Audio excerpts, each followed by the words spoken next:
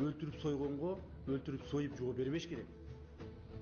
Бизге жамандык кылганга жакшылык кылып жоо берели деп туруп ошол кызды көтөрүп чыгып кеткеним күнү бүгүнгүдөй көз алдымда. Ошолорду эстесем, жүрөгүмө кан айланат.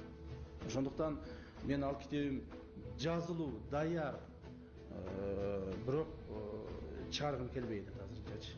Азырынча убактысы жете, уруксаты чыга деп туруп, Саламатсыздарбы, кыргыз элим? Эгерде ким жакындаса, пешенеңерге атам деди. Эгерде ушул кызга, ушул аялга бирөө жакындаса, пешенеңерге атам деп туруп пистолетин такап жүрүп, жанымда мен 4-5 балам бар эле. Ошолор болуп жүрүп баяк кыз менен келинди, баяк эки аялды алып чыгып кеттим талпадан. Мен бир эле окуяны айтып берейин. Ош шаарына келгенде, Ош шаарынын баяк азыркы эски автовокзалында бир 500дей адам турат, талпа. Өтө адам көп. Эмне болуп атат деп ошол жерге мен жетип бардым. Ошол жерге жетип барсам, ортосунда 3 аял турат. 3 аял турат.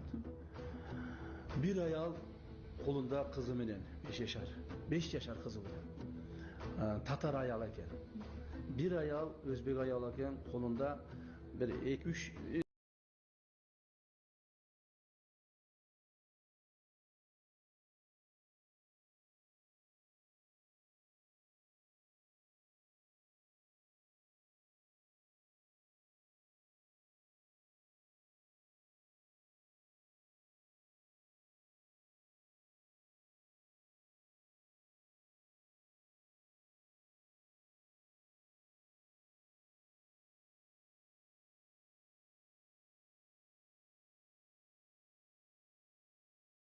Бүгін 6 март 2025 Ош обласы Өзгөн району Турша байылы туғандар.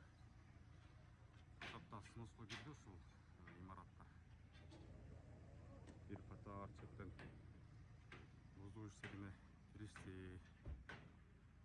Туғандар сынысқа кирген имаратта. Зданиялар.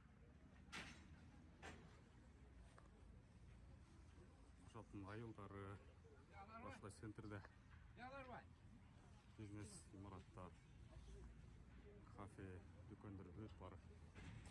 Сынысқа кирди. Туғандар сынысып жазылган. Бул жерде метре 3